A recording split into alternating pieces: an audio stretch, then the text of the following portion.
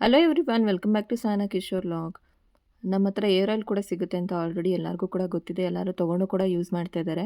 ಕೆಲವೊಬ್ಬರು ಗೊತ್ತಿರಲ್ಲ ಅಂತೇಳಿ ಮತ್ತೊಮ್ಮೆ ಶೇರ್ ಮಾಡ್ತಾ ಇದ್ದೀನಿ.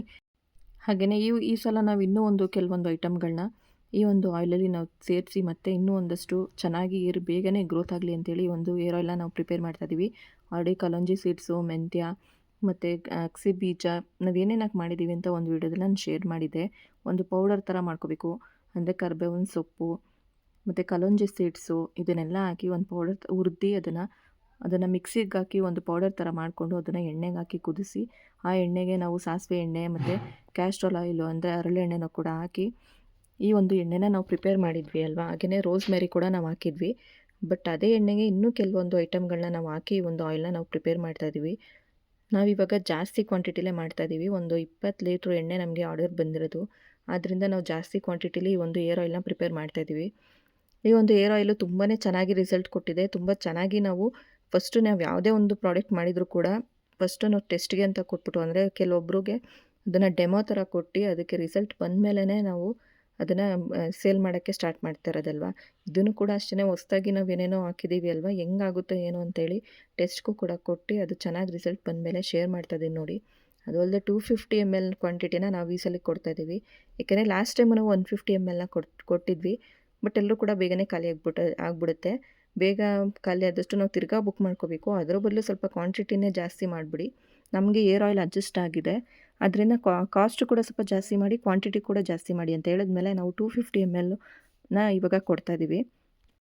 ನೀವು ಯಾರ್ದು ಉದಾಹರಣೆ ಬೇಡ, ನಂದೇ ತೋರಿಸಿದ್ದೀನಿ. ನಂದು ಕೂದಲು ಯಾವ ರೀತಿ ಇತ್ತು, ಹಾಗೆ ಇವಾಗ ಯಾವ ರೀತಿ ಆಗಿದೆ ಅಂತ ನನ್ನ ವೀಡಿಯೋಸ್ಗಳಲ್ಲಿ ಆಲ್ಮೋಸ್ಟ್ ಶೇರ್ ಮಾಡಿದ್ದೀನಿ. ನೋಡಿಲ್ಲ ಅನ್ನೋರು ನೋಡಿ.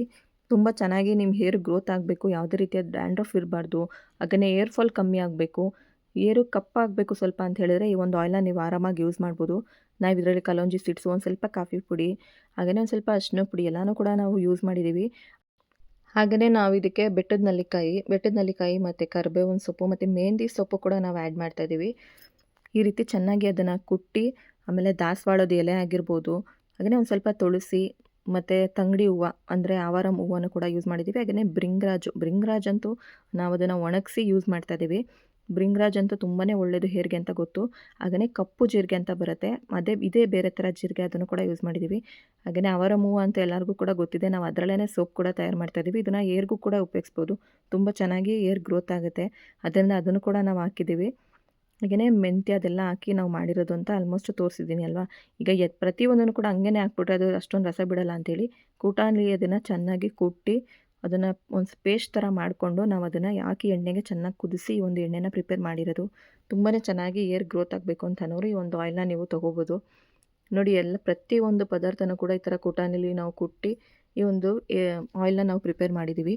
ದಾಸವಾಳದ ಎಲೆಯಿಂದ ಎಷ್ಟು ಬೆನಿಫಿಟ್ ಇದೆ ಅಂತ ನಿಮಗೇನು ಗೊತ್ತು. ಅದರಲ್ಲೂ ಭೃಂಗರಾಜ್ ಅಂತೂ ತುಂಬಾ ಚೆನ್ನಾಗಿ ವರ್ಕ್ ಆಗುತ್ತೆ ಏರ್ ಗ್ರೋತ್ ಆಗೋದಕ್ಕೆ. ಅದರಿಂದ ಅದನ್ನು ಕೂಡ ನಾವು ಯೂಸ್ ಮಾಡಿದ್ದೀವಿ. ತಂಗಡಿ ಹೂವನ್ನು ಕೂಡ ಯೂಸ್ ಮಾಡಿದ್ದೀವಿ. ನೀವೇ ನೋಡ್ತಾ ಇರ್ಬೋದು, ಎಲ್ಲನೂ ಹಾಕಿ ಚೆನ್ನಾಗಿ ಕುದಿಸಿ ಈ ಒಂದು ಆಯಿಲ್ನ ನಾವು ಪ್ರಿಪೇರ್ ಮಾಡಿದ್ದೀವಿ. ಅದು ಅಲ್ಲದೆ ಕ್ವಾಂಟಿಟಿಯನ್ನು ಕೂಡ ಜಾಸ್ತಿ ಮಾಡಿದ್ದೀವಿ. ನೀವು ಹೆಂಗೆ ನಮ್ಮನ್ನ ಬೆಳೆಸ್ತಾ ಹೋಗ್ತಿರೋ ಬಿಸ್ನೆಸ್ಸಲ್ಲಿ ನಾವು ಕೂಡ ಅಷ್ಟೇ ನಿಮ್ಗೆ ಇನ್ನೂ ಒಂದು ಸ್ವಲ್ಪ ಡಿಸ್ಕೌಂಟು ಕೂಡ ಮಾಡಿಕೊಡ್ತೀವಿ. ಹಾಗೆಯೇ ಕ್ವಾಂಟಿಟಿಯನ್ನು ಕೂಡ ಜಾಸ್ತಿನೇ ಮಾಡಿಕೊಡ್ತೀವಿ. ನೈಟ್ ಕ್ರೀಮ್ ಅಂತೂ ತುಂಬ ಚೆನ್ನಾಗಿ ರಿಸಲ್ಟ್ ಕೊಡ್ತಾಯಿದೆ ಅಂತ ಎಲ್ಲರೂ ಕೂಡ ಹೇಳಿ ರಿಪೀಟ್ ತೊಗೋತಾ ಇದ್ದೀರಾ. ಅದನ್ನು ಕೂಡ ನಾನು ರಿವ್ಯೂ ಕೂಡ ಶೇರ್ ಮಾಡ್ತೀನಿ. ನೆಕ್ಸ್ಟು ಕ್ರೀಮ್ ಮಾಡಿರೋದು ವೀಡಿಯೋಸ್ ಕೂಡ ಶೇರ್ ಮಾಡ್ತಾ ಹೋಗ್ತೀನಿ. ನನಗೆ ಟೈಮ್ ಇಲ್ಲದೆ ಇರೋದ್ರಿಂದ ನಾನು ವೀಡಿಯೋಸ್ಗಳು ಅಂದರೆ ಪ್ರಾಡಕ್ಟ್ ಮಾಡಿದಾಗಲೆಲ್ಲ ನಾನು ಅದನ್ನು ಪ್ರಿಪೇರ್ ಮಾಡಿದಾಗಲೆಲ್ಲ ನಾನು ವೀಡಿಯೋಸ್ ಮಾಡ್ಕೊಳಕ್ಕಾಗ್ತಾಯಿಲ್ಲ ಅಷ್ಟೇ. ನೆಕ್ಸ್ಟು ನಾನು ಕ್ರೀಮ್ ಮಾಡುವಾಗಲೂ ಇನ್ನೊಂದು ವೀಡಿಯೋ ಶೇರ್ ಮಾಡಬೇಕು ಅಂದ್ಕೊಂಡಿದ್ದೀನಿ, ಅದನ್ನು ಕೂಡ ಶೇರ್ ಮಾಡ್ತೀನಿ. ಇದನ್ನು ಹಾಕಿ ಚೆನ್ನಾಗಿ ಕುದಿಸಿ ಒಂದು ನೈಟ್ ಫುಲ್ಲು ಬಿಟ್ಬಿಟ್ಟು ಆಮೇಲೆ ನಾವು ಅದನ್ನು ಸೋಸ್ಕೊಂಡು ಬಾಟಲ್ಗಳಿಗೆ ಫಿಲ್ ಮಾಡಿರೋದು, ಅಂದರೆ ಬಾಟಲ್ಗಳಿಗೆ ತುಂಬಿಸಿ ನಾವು ಪ್ಯಾಕ್ ಮಾಡಿರೋದು. ಈ ರೀತಿ ಚೆನ್ನಾಗಿ ಕುದಿಸಿ ಕೂಡ ನಾವು ಒಂದಿನ ಫುಲ್ ನೈಟ್ ಬಿಡೋದ್ರಿಂದ ಎಲ್ಲ ಅದರದ್ದು ಅಂಶಗಳು ಕೂಡ ಬಿಟ್ಕೊಂಡು ಇನ್ನೂ ಎಣ್ಣೆ ಇನ್ನೂ ಚೆನ್ನಾಗಾಗುತ್ತೆ ಅಂತ ಹೇಳಿ ಒಂದು ನೈಟ್ ಫುಲ್ ಬಿಟ್ಬಿಟ್ಟು ಆಮೇಲೆ ನಾವು ಅದನ್ನು ಸೋಸಿ ಬಾಟಲ್ಗಳಿಗೆ ತುಂಬಿ ಅದನ್ನು ಪ್ಯಾಕ್ ಮಾಡಿ ನಿಮಗೆ ಕೊಡ್ತಾ ಇರೋದು. ತುಂಬ ಚೆನ್ನಾಗಿದೆ. ಈ ಸಲ ಅಂತೂ ತುಂಬ ಚೆನ್ನಾಗಿ ನಾವು ಪದಾರ್ಥಗಳನ್ನ ಯೂಸ್ ಮಾಡಿದ್ದೀವಿ. ನೀವೇ ನೋಡ್ತಾ ಇರ್ಬೋದು, ತುಂಬ ಚೆನ್ನಾಗಿದೆ. ಅದು ಅಲ್ಲದೆ ನಾವು ಈ ಸತಿ ಕ್ವಾಂಟಿಟಿ ಜಾಸ್ತಿ ಮಾಡಿರೋದ್ರಿಂದ ಒಂದು ದೊಡ್ಡ ಪಾತ್ರೆಲೇ ಮಾಡಿದ್ವಿ, ಬಟ್ ಅದು ತುಂಬಾ ತುಂಬೋಗ್ಬಿಟ್ಟಿತ್ತು. ಆದ್ದರಿಂದ ನಿಧಾನಕ್ಕೆ ಕಮ್ಮಿ ಉರಿ ಮಾಡಿ ಚೆನ್ನಾಗಿ ಬೇಯಿಸಿ ಈ ಒಂದು ಆಯಿಲ್ನ ಪ್ರಿಪೇರ್ ಮಾಡಿದ್ದೀವಿ. ಆದಷ್ಟು ಬೇಕು ಅನ್ನೋರು ಇದೇ ಒಂದು ಕಾಂಟ್ಯಾಕ್ಟ್ ನಂಬರ್ಗೆ ಕಾಂಟ್ಯಾಕ್ಟ್ ಮಾಡಿ. ಈ ರೀತಿ ಆಗುತ್ತೆ ನೋಡಿ, ಬೆಳಗ್ಗೆ ಅಷ್ಟೇ ಅದು ಚೆನ್ನಾಗಿ ನೆಂದು ಈ ರೀತಿ ಒಂದು ಕಲರ್ ಬಂದಿದೆ ಆಯಿಲು. ತುಂಬ ಚೆನ್ನಾಗಿ ನಿಮ್ಮ ಹೇರ್ ಗ್ರೋತ್ ಆಗಬೇಕು ಅಂತ ಅನ್ನೋರು ಈ ಒಂದು ಆಯಿಲ್ನ ನೀವು ತೊಗೋಬೋದು.